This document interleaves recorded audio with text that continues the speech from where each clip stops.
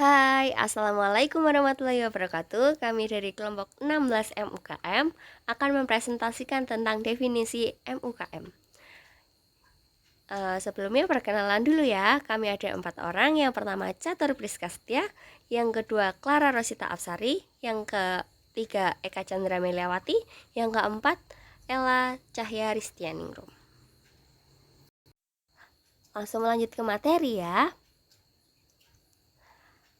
Menurut Keputusan Presiden RI Nomor 99 Tahun 1998, pengertian usaha kecil adalah kegiatan ekonomi rakyat yang berskala kecil dengan bidang usaha yang secara mayoritas merupakan kegiatan usaha kecil dan perlu dilindungi untuk mencegah dari persaingan usaha yang tidak sehat. Oke, next. Selanjutnya adalah ciri-ciri usaha kecil menengah. Yang pertama, bahan bakunya mudah diperoleh. Yang kedua, menggunakan teknologi yang sederhana. Yang ketiga, keterampilan dasarnya umumnya turun-temurun. Yang selanjutnya, bersifat padat karya. Yang kelima, peluang pasarnya cukup luas, bisa dipasarkan secara lokal atau domestik. Kalau misalnya produksinya banyak, bisa juga diekspor. Yang terakhir, melibatkan masyarakat yang ekonominya lemah, bisa dibilang lemah, dan melibatkan rata-rata adalah orang warga setempat. Next,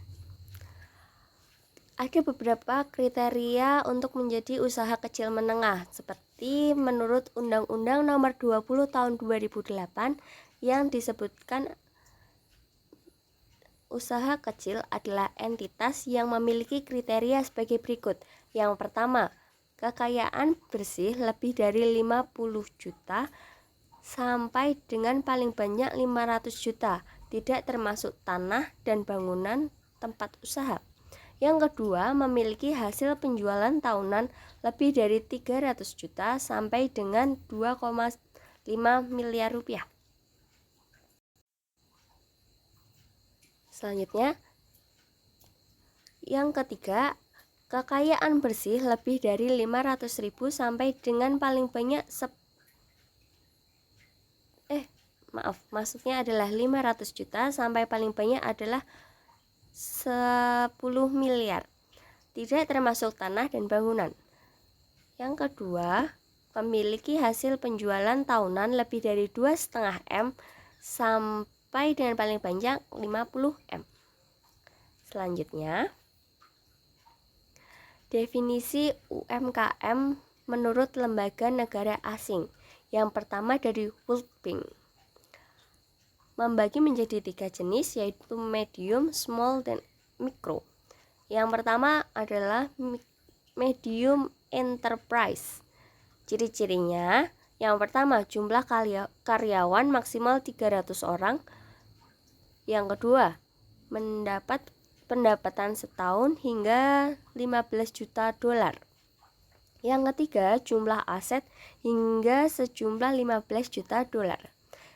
Yang B, small enterprise, jumlah karyawannya kurang dari 30 orang. Pendapatan 1 tahunnya melebihi dari 3 juta dolar. Untuk yang selanjutnya, jumlah aset tidak melebihi dari 3 juta.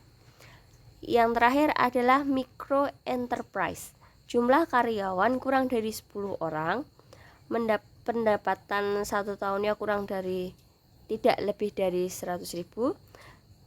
Jumlah aset tidak melebihi dari 100.000.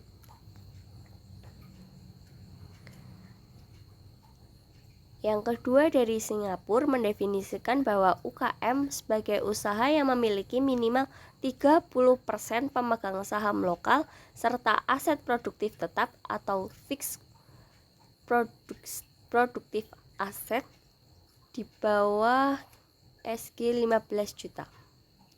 Yang ketiga dari Malaysia menetapkan definisi UKM sebagai usaha yang memiliki jumlah karyawan yang banyak, full atau penuh, full time work, kurang dari 70 orang atau yang modal pemegang sahamnya kurang dari 2,5 juta. Lanjut yang keempat, dari Korea Selatan mendefinisikan UKM sebagai usaha yang jumlahnya di bawah 300 orang, yang jumlah asetnya kurang dari 60 juta dolar. Yang kelima, dari Jepang, ada beberapa definisi kalau dari Jepang. Yang pertama, mining and manufacture dengan kriteria jumlah karyawan maksimal 300 orang atau jumlah modal saham sampai jumlah 2,5 juta dolar. Wholesale dengan kriteria jumlah karyawan maksimal 100 orang atau jumlah modal saham 840.000. Yang ketiga, retail dengan kriteria jumlah karyawannya maksimal 54 orang dengan modal 820.000 dolar. Yang terakhir adalah service dengan kriteria jumlah karyawan maksimal 100 orang dan modal sahamnya ya 420.000 dolar. Yang keenam, dari Eropa ada 3 jenis. Yang pertama, medium size enterprise dengan kriteria A, jumlah karyawan kurang dari 250 orang. B, pendapatan setahun tidak melebihi dari 50 juta. C, jumlah aset tidak melebihi 50 juta. Yang kedua, small size enterprise dengan kriteria A, jumlah karyawan kurang dari 50 orang. B, pendapatan setahun tidak melebihi dari 10 juta. Yang C, jumlah aset tidak melebihi dari 13 juta dalam dolar ya. Yang ketiga, micro size enterprise dengan kriteria jumlah karyawan kurang dari 10 orang, pendapatan 1 tahunnya tidak lebih dari 2 juta. Yang ketiga, jumlah asetnya tidak melebihi dari 2 juta dolar. Jadi yang paling besar adalah medium, yang tengah-tengah adalah small, yang paling kecil mikro ya.